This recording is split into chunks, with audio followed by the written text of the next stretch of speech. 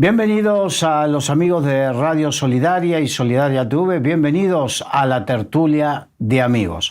En el día de hoy vamos a hablar del Salmo 49 y para hablar de estos temas, como siempre, vamos a contar con nuestro amigo Willy López. Bienvenido.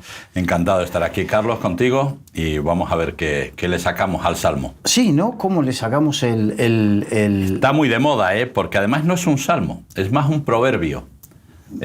Yo si lo tuviera, si me hubieran dejado, seguramente hubiera sido parte de los proverbios y no de los salmos, porque realmente es un proverbio, es una reflexión sobre lo que es la vida y sobre lo que es la muerte, ¿no? Es para mí muy interesante. No creo que lo hiciera David, creo que es otro autor. Bueno, dice al músico principal, Salmo de los hijos de Coré.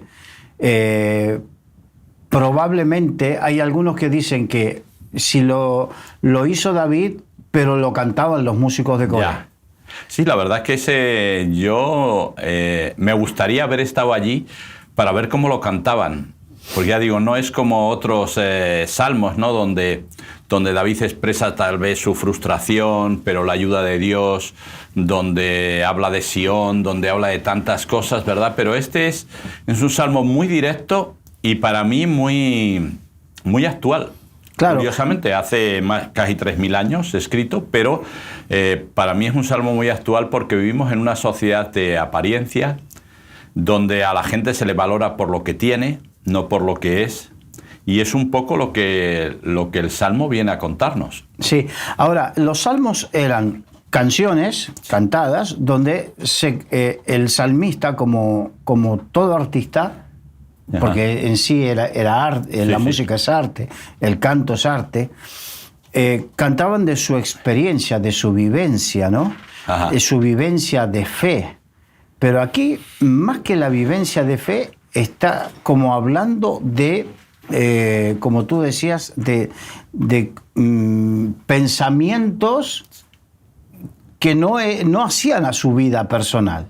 Sí, ¿no? Y además, sí, no creo. Sí, porque los salmistas en aquellos tiempos no eran precisamente gente rica, excepto David, pero porque era rey, no porque era salmista. Hoy en día los salmistas son gente más adinerada, con más posesiones, ¿verdad? Y luego ya los cantantes seculares, no cristianos, pues ya eso es otro mundo. Otro cantar. Cuando incluso gobiernos contratan a cantantes para que animen a la gente a votar, como en Estados Unidos, pues te da la idea de lo que es un país que quien más puede influenciar a la población, especialmente a la población joven, es un cantante, ¿no? Entonces a mí siempre me resulta muy curioso. Yo cuando ganó la selección femenina de fútbol el Campeonato del Mundo me alegré muchísimo por ellas, ¿verdad? Pero yo dije,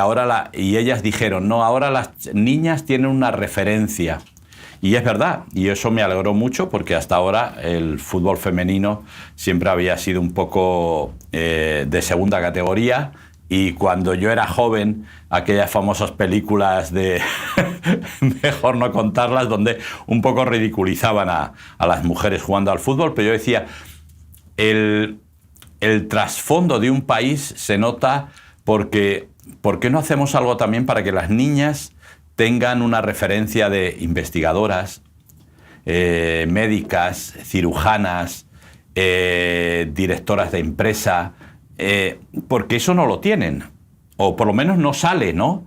Porque claro, el fútbol, entonces al final lo que el salmista está dando aquí a entender, y por eso dice, escuchar que voy a hablar con inteligencia, ¿no?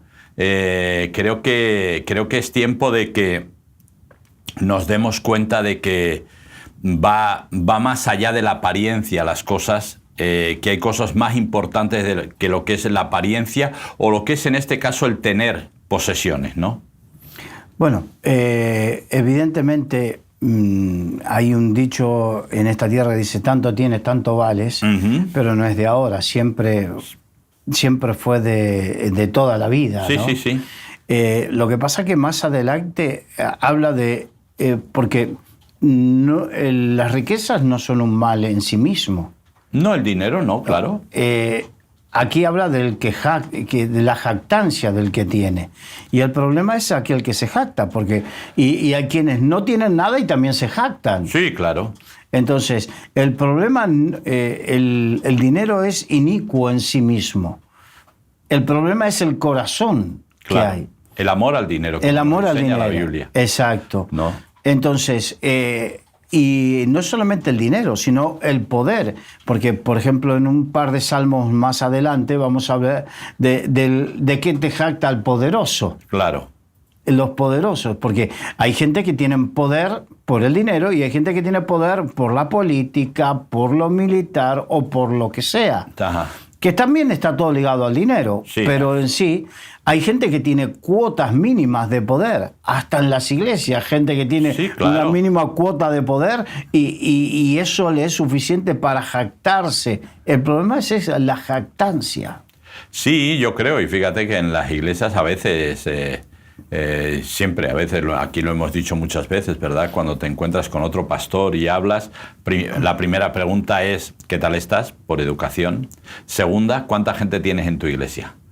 Entonces, dependiendo cuánta gente tengas en tu iglesia, ¿eres un pastor exitoso o eres un pastor fracasado? Es una realidad. Yo en mi iglesia siempre les he enseñado, digo, mirar, esto es no es una cuestión de números. Digo, porque tú puedes tener una iglesia en Madrid de 3.000 miembros y con respecto a la población de Madrid, tiene una iglesia normalita. Digo, pero tú te vas a un pueblo de 400 habitantes y tienes una iglesia de 200 miembros y con respecto a la población del pueblo tienes la mitad del pueblo. Claro. Digo, entonces, a veces hacemos un juicio o nos creemos que tenemos... y no nos damos cuenta que en el conjunto, que es lo que Dios ve al final, tal vez no tenemos tanto como creemos que tenemos. Y lo que tenemos, lo tenemos por la gracia de Dios. Exacto. Yo hace unos años, te estoy hablando, llevo 20, así que hará unos 28 años atrás.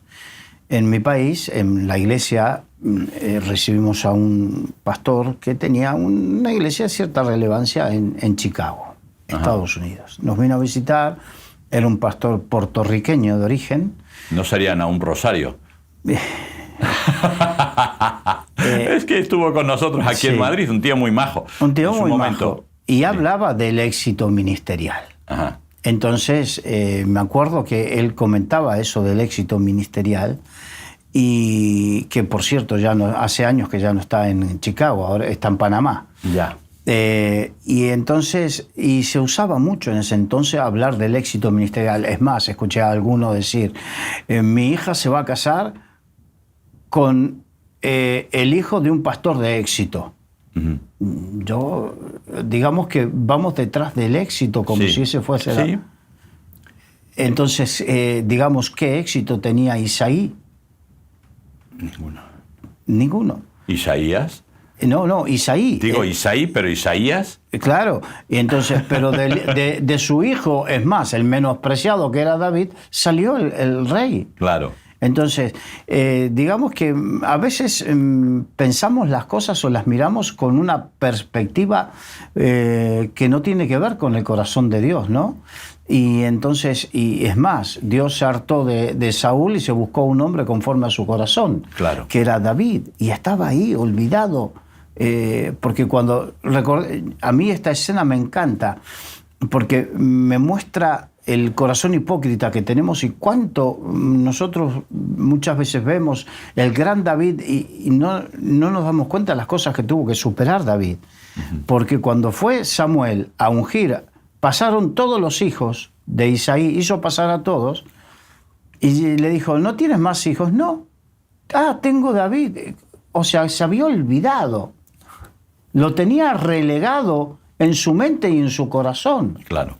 El rubiejo ese que está cuidando las ovejas. Exacto. Lo tenía relegado. Y eso seguramente David lo habrá sentido. Sin embargo, él se refugió en Dios y de ahí salió el rey David y de ahí salió la descendencia, de su descendencia salió el Mesías.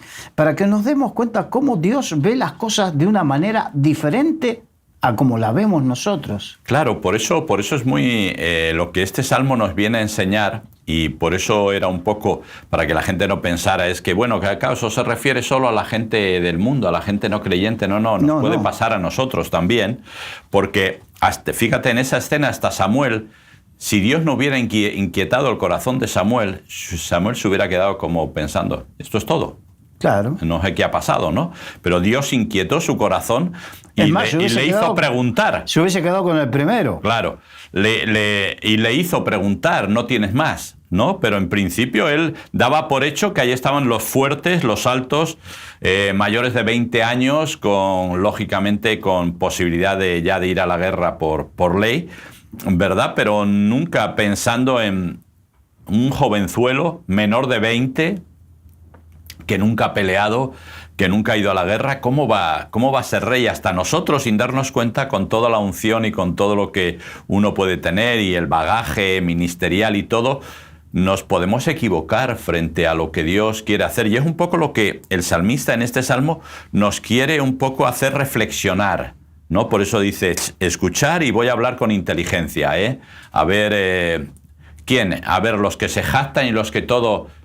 ¿Pueden pagar lo que Dios pide a cambio de la muerte? Que es en realidad lo que está diciendo en el versículo. Es decir, no tendré miedo de ellos porque pueden pagar, pueden redimir.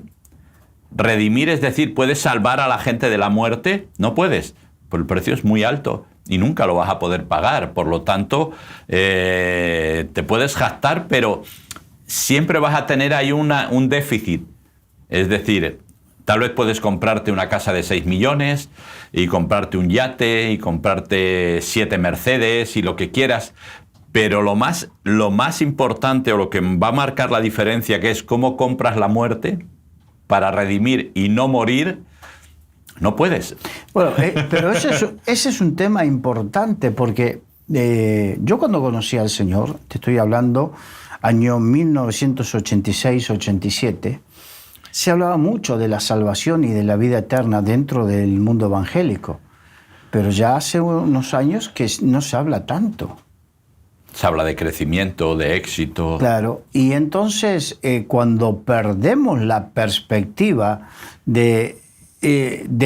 porque tú dijiste, esto no es exclusivamente hacia los no creyentes, esto tenemos que centrarlos en nosotros, los creyentes.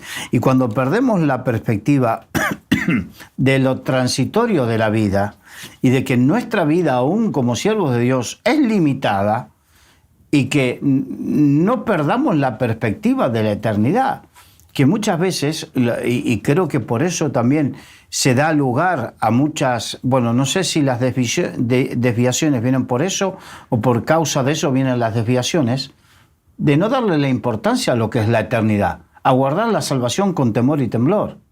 Claro, no, y además, ya digo, no solamente es que se ha dejado y se han pasado otros temas en que parece que vamos a vivir eternamente aquí, en el ministerio y en todo.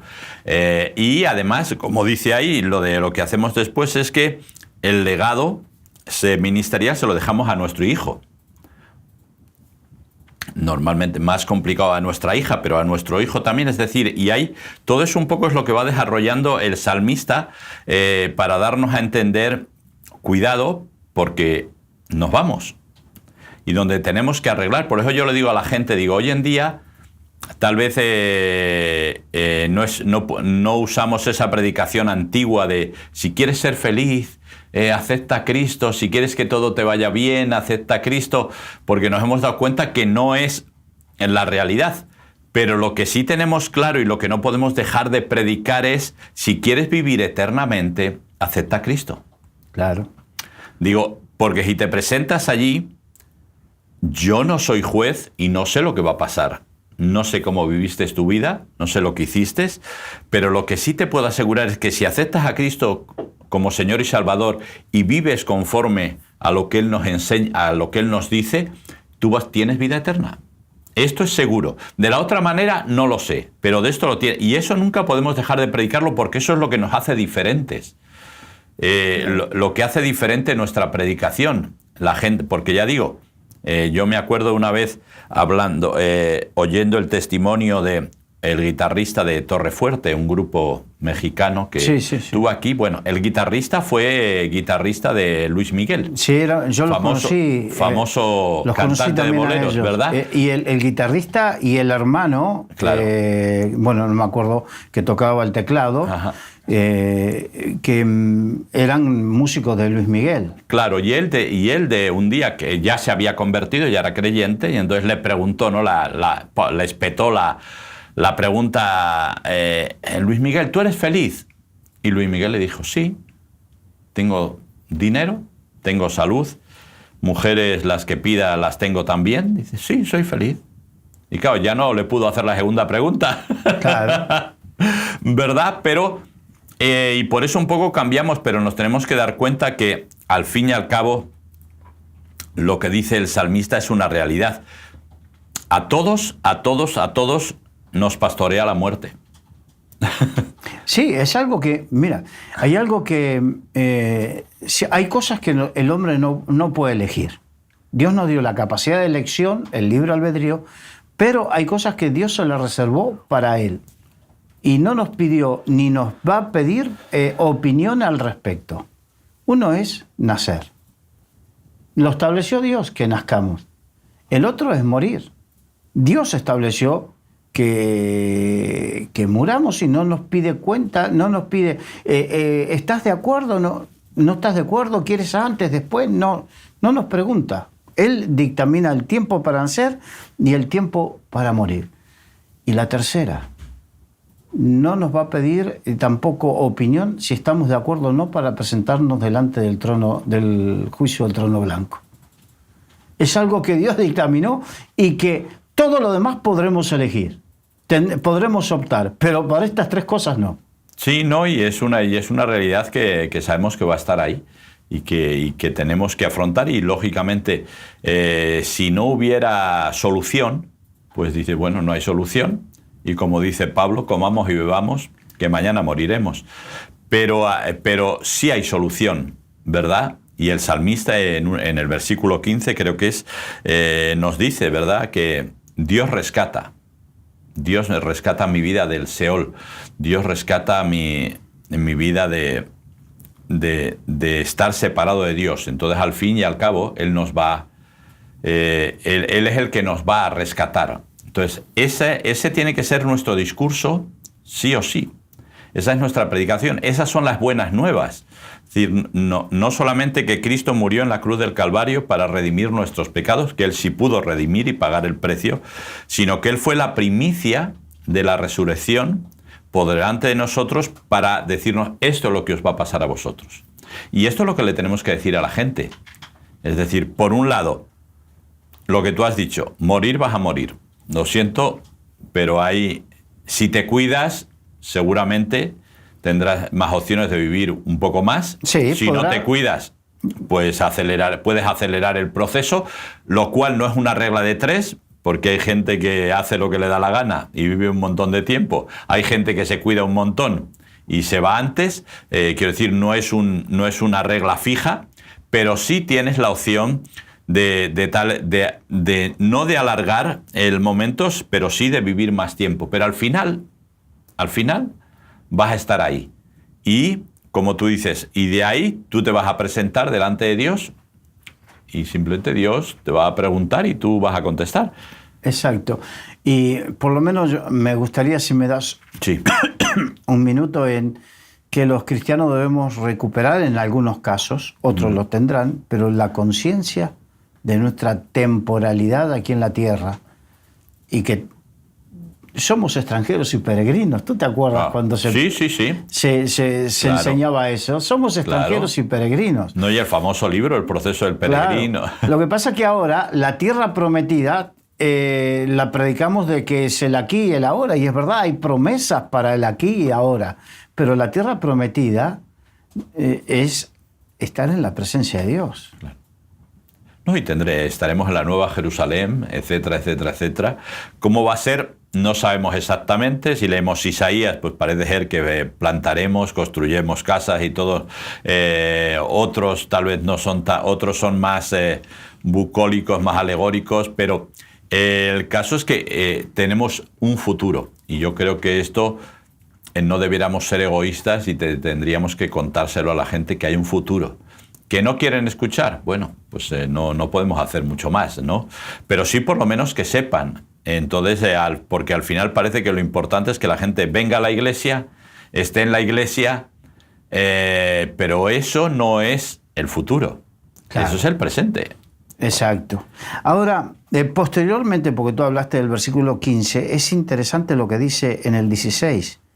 No temas cuando enriquece alguno, cuando aumenta la gloria de su casa, porque cuando muera no llevará nada, ni descenderá tras él su gloria. O sea, cuando dice no temas, o sea, no procures, no te preocupes por eso, eso no es la vida. Eso no es la prosperidad de algunos, no es algo que... Porque los seres humanos somos de medirnos unos con otros, ¿no? Sí, claro. De querer imitar, y si él lo tiene, yo también.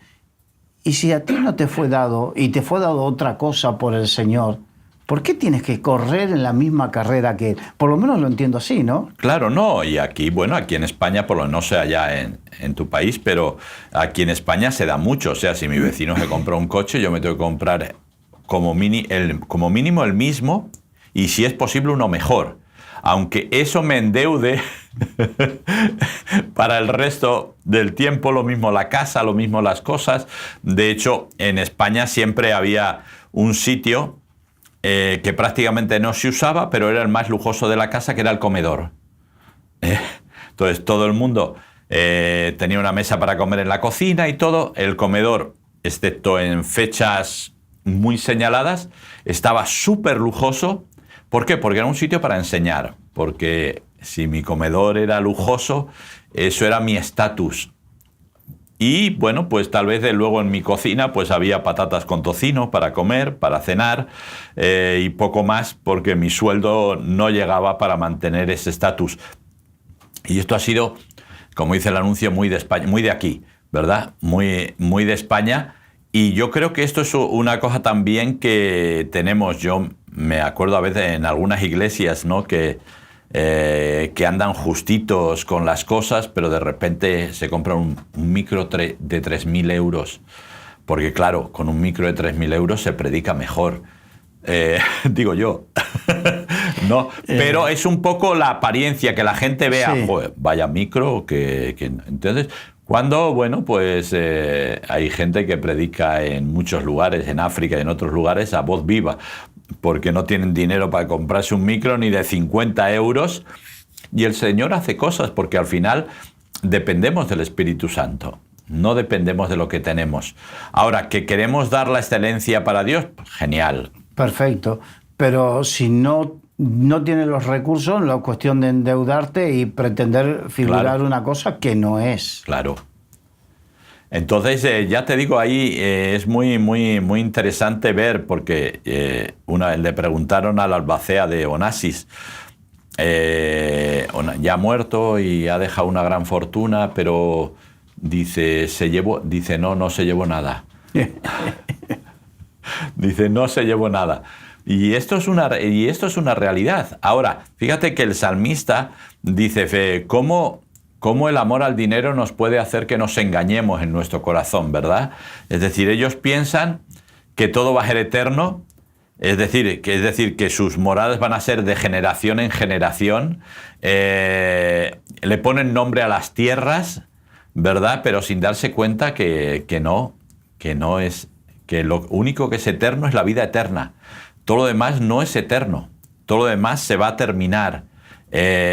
Y lo que Dios, no vas a poder comprar a Dios con dinero, ni con yates, ni con nada. Cuando te presentes delante de su presencia, lo que nos enseña la palabra de Dios es que se abrirán los libros de las obras de los hombres, y allí se verá no solamente lo que han hecho, sino con qué intención lo han hecho. Sí, no estamos hablando de los libros de las cuentas bancarias. No. Entonces, sino que estamos hablando, es decir, y yo le digo a la gente, Dios no va a juzgar, dice la palabra claramente, y estas obras juzgarán a los hombres. Es decir, las obras te van a juzgar en base a eso, que son hechos, lo que va a hacer Dios es dictar una sentencia. Y la sentencia es, no has querido vivir conmigo, pues lógicamente no vas a pasar la eternidad conmigo. Has querido vivir conmigo, pues vas a pasar la eternidad conmigo. Simplemente, pero Él es un juez que dicta sentencia, no te juzga. Quien te va a juzgar son tus obras. Así que tienes que tener cuidado no solamente de lo que haces, sino con qué intención. Es decir, si tú sales con el cheque que has ofrendado en la iglesia de 10.000 euros, sales en la foto, pues seguramente eso no va a contar para la eternidad. Sí, porque Dios juzga la intención del corazón. Claro. Y la intención del corazón, evidentemente, ni tú, ni yo, ni nadie puede juzgarla, pero para eso Dios es Dios y Él puede medir la intención, tiene cómo medir la intención del corazón y eso es lo que a Él le interesa. Claro, entonces yo le digo a la gente, es que son tus obras, entonces tú ahora mismo vas... porque ahora, ¿cuál es el gran problema? El gran problema es que ahora juzgamos mucho, nos gusta juzgar mucho por indicios. Entonces, yo tengo un indicio que me siento mujer en vez de hombre y entonces pues voy tomando mis propias decisiones, o un indicio de que hago esto o lo otro, pero Dios va a juzgar por hechos que tú, valga la redundancia, has hecho, no que Él ha hecho, sino que tú has hecho. Entonces, en base a esos hechos es que tú mismo te vas a juzgar y en base a eso te vas a ir a un lado o te vas a ir a otro. Pero no te preocupes que puedes tener una iglesia de 26.000 miembros, un ministerio en los 5 continentes, lo que quieras, todo eso no te lo vas a llevar. Nada.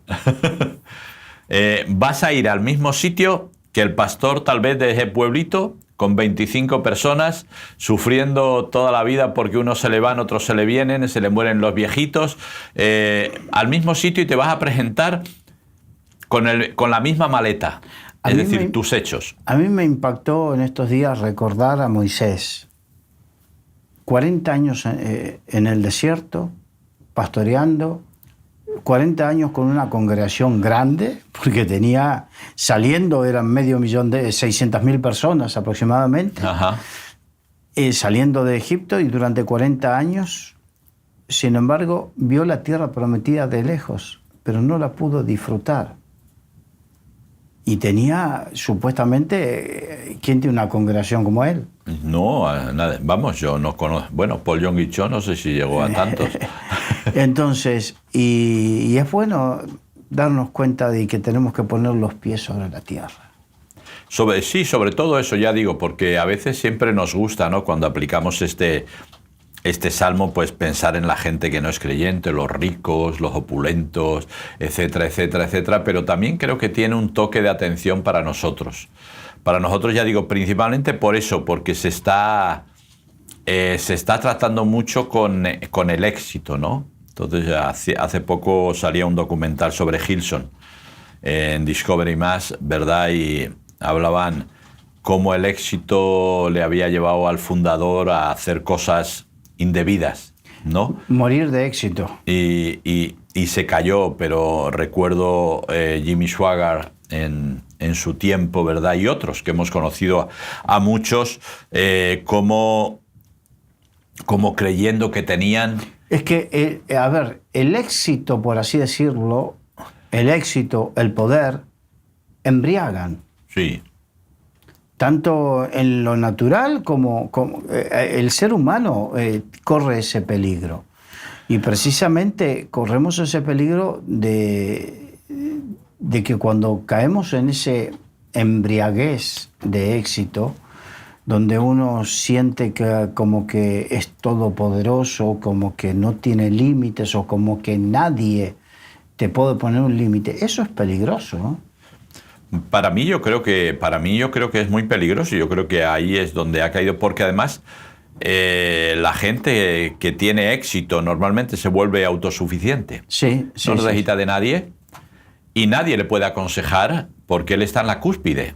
Bueno, es que suele suceder que el que se embriaga de éxito comienza a desviarse y a hacer tonterías. El caso de Nabucodonosor fue un caso testigo en la Biblia, que el tipo se embriagó de éxito y se enorgulleció su corazón, y en ese momento que negó la gracia de Dios sobre su vida, quedó convertido en una bestia por años. Sí.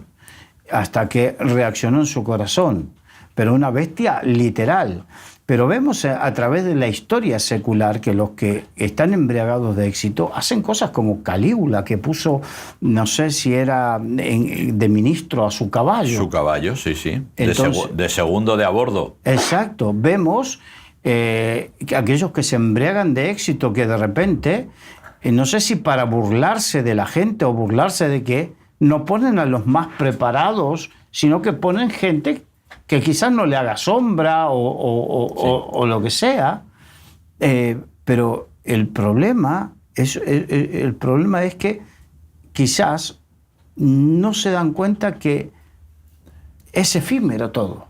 Sí, claro, pero eso es lo que un poco pasaba, como pasaba con Faraón, ¿no? El representante de Amon-Ra en la tierra, y de repente llegan las plagas y no es capaz de controlar, siendo el representante del dios principal de Egipto, no era capaz.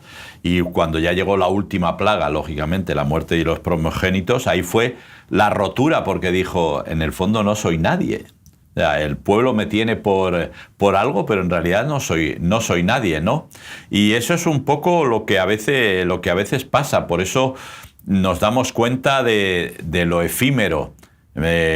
Deportistas, cantantes, actores, actrices, que de repente han salido del foco de atención de la sociedad y que se han convertido en nada. Gente que en su día estuvo e incluso han llegado. Yo me acuerdo del famoso ciclista Pantani, ¿verdad? Un hombre que subió al Candelero en Italia, en el Tour, y de repente lo encuentran muerto en una habitación, en un lugar solo. Es decir, ¿qué había pasado? No lo sé qué había pasado, se cuentan muchas historias, pero lo que sí está claro es que de repente se cayó y la sociedad se olvidó de él. Sí. Y tenemos que tener cuidado, porque de la misma manera pueden pasar estas cosas. O sea, ahora estamos arriba, cometemos un error, cometemos un fallo, nos salen mal las cosas, hacemos algo indebido y desaparecemos. Y eso le ha pasado a montón de gente que era famosa. O has dicho algo hoy en día, ¿verdad? Has dicho algo en las redes sociales indebido, o políticamente incorrecto, o socialmente incorrecto, y de repente estás borrado. Sí, bueno, es la cultura de la cancelación. Sí. Te cancelan socialmente por disentir de lo políticamente correcto. Eso es muy peligroso. Sí, no, y ha pasado. Yo me acuerdo de esta pobre pastora que estuvo en una reunión del PP, ¿verdad? Y salió un poco, bueno, o sea, le han amargado la vida. Que la forma no fue la correcta, pero cada uno tiene su opinión y punto. Pero, o sea, ha sido una auténtica carnicería contra ella, hasta tal punto que ha tenido que borrar Instagram, etcétera, etcétera, etcétera, todo, porque entonces tenemos que tener en cuenta de lo efímero que puede ser nuestra sensación de éxito. Ahora, ¿cuál es nuestra sensación de éxito realmente? Saber que Dios está por nosotros, que es lo que dice el salmista. Saber que Dios es el que nos va a sacar del lugar y el que nos va a llevar. Es el que nos pone firmes sobre la roca, afirma nuestros pies. Eso, tengamos mucho o tengamos poco, tanto a nivel ministerial como a nivel personal o a nivel humano, ¿no? Es decir, Señor, dame justo, que no tenga mucho para que no me olvide de ti, tampoco poco, para que no te maldigas, sino dame lo justo. Es decir, y que eso, ¿por qué? Porque así es lo que Jesús nos enseñó. Es decir, busca primero el reino de Dios y su justicia. Lo demás son añadiduras, Y las añadiduras, no te preocupes, que el Padre se ocupa de ello, ¿no? Porque si hablamos de éxito, yo siempre he dicho, Jesús es uno de los mayores fracasados de la historia. Sí, pues le siguieron 12.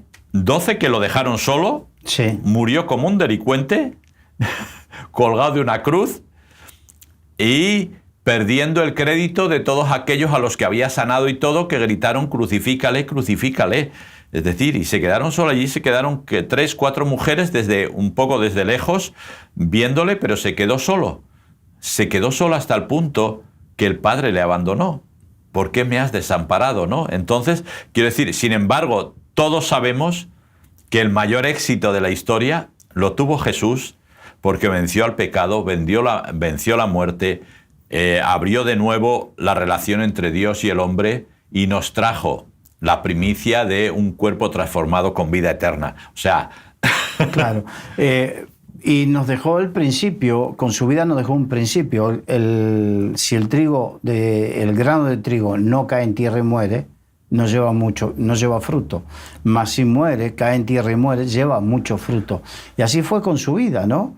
Y nosotros fuimos llamados, nuestro éxito es a morir a nosotros mismos para vivir la vida que Dios quiere. Claro. Y vivir la vida que Dios quiere implica también saber contentarnos con aquello que Dios nos da, porque de repente si estamos comparándonos los unos con los otros y tú te quieres tener, igual que el pastor de enfrente, la misma iglesia, pero Dios a ti te dio otro don, otro talento, otro ministerio, ¿por qué te comparas con él? Si a Dios... a él Dios va a pedir, a ti te dio 5 talentos, te va a pedir cuenta por esos 5, a ti por los 3 y a mí, o 2 y a mí por el 1. Claro. Entonces, no me va a pedir cuenta qué hice con ese 1 igual que con el otro que tenía 5. Entonces tenemos que aprender a madurar en ese sentido y no dejarnos llevar por esas olas de exitismo. Sí. Porque nos pueden desviar del propósito. Yo creo que normalmente nos desvían, es decir, llegamos, porque es lo que tú dices, es decir, de repente se empieza a formar en nosotros un carácter autosuficiente, un carácter un poco de mirar a los demás por encima del hombro, es decir, mira yo todo lo que he hecho, todo lo que he conseguido, es decir, yo soy hijo de Dios, tú eres primo, Y nos tenemos que dar cuenta que no, todos somos hijos de Dios con un propósito y una misión concreta, y es a la que nos tenemos que ceñir, porque como tú dices, de eso nos va a pedir, de eso vamos a hablar con Él, de eso nos va a pedir cuentas, de lo que Él nos ha dado y qué hemos hecho con Él. El que le dio uno, el gran problema fue que no negoció con Él, sino claro, que lo escondió. ¿No? Entonces, que hasta le dijo, mira, que no tenías que haber negociado, haberlo metido en el banco y los intereses, y hubiera dado intereses, ¿no? ¿Entiendes? A otro les ha dado 10, pues me alegro por ellos, me alegro por esas mega iglesias o por esos mega ministerios que hay, me alegro por ellos. Pero tenemos que darnos cuenta de que nosotros nos tenemos que ceñir a lo que se nos ha dado y negociar con ello. Y hay gente, ya digo, que está y siempre es como, venga, vamos a hacer cosas. El otro día me proponían, ¿no? Hacer una campaña de marketing en la iglesia para mejorar la imagen y todo. Y yo le dije, es que yo no estoy llamado a eso, o sea, yo no necesito marketing. Es decir, la gente viene a la iglesia, los tratamos con cariño, los ayudamos, lo hacemos, les enseñamos el evangelio, si conocen al Señor les discipulamos. Digo, lo que la palabra de Dios me enseña, pero yo no voy a hacer marketing. Es decir, ¿por qué? Porque he visto cómo el marketing ha fracasado de una vez y de otra, ¿no? Cuando se trató de atraer a los jóvenes a esas iglesias donde la predicación era bastante liviana, para que todo el mundo lo pudiera entender, pero la música, sin embargo, era muy, muy llamativa, obras de teatro y todo, pero a día de hoy esas iglesias, la mayoría ya no están. ¿Por qué? Simplemente porque el crecimiento lo da Dios. Claro. El crecimiento lo da Dios y al final... Y esto es un poco lo que el salmista, por eso le he puesto el título de No seas burro, porque realmente a veces nos comportamos como bestias. El último versículo es... versículo 19. entrará en la generación de sus padres y nunca más lo verá. Hablando de los que son loados. Sí. Que mueres y punto. Van a morir igual que todos. Claro. Eso es lo que dice. Y en el 20 dice, el hombre que está en honra y no entiende, o sea, el que no entiende esto, semejante es a las bestias que perecen. Sí, es muy burro. Exacto. Que no seamos burros. Entonces, al final, ¿por qué? Porque eso al principio del Salmo nos habla y también dice, a ver, entender esto. Lo mismo que el necio muere, los ricos, los sabios, los nobles, todos también van a morir. Todos vamos a pasar por el mismo filtro, más tarde, más temprano, con lo cual, al final, lo tienes que entender. Que disfrutes de lo que tienes. Si tienes mucho, disfruta de ellos. Si tienes poco, disfruta de ellos. Disfruta de ellos, ¿verdad? Porque esto es lo importante. Porque si no entiendes esto de disfrutar de lo que tienes, al final eres muy bruto, eres muy burro. Sí. Y entonces, quiere decir, no estamos diciendo lo que hemos dicho al principio. No estamos hablando de que el dinero es malo. No, el dinero no es ni bueno ni malo. O que, digamos, tener una iglesia grande, porque hemos hablado de eso, sea malo. Nada es malo en sí. No, es genial. O sea, quiero decir, Dios te ha dado 3.000, pues disfrútalos. Claro. A mí me ha dado 30, pues voy a disfrutarlos. Claro. El tema es que por tener 3.000 no eres más que... Eso es lo que hay que entender. Y el que tiene menos no es menos que. Claro. Ni tampoco tengo que entrar en una competencia, sino que tengo que decirle, Señor, si tú me has dado esto, enséñame qué tengo que hacer con esto. Claro.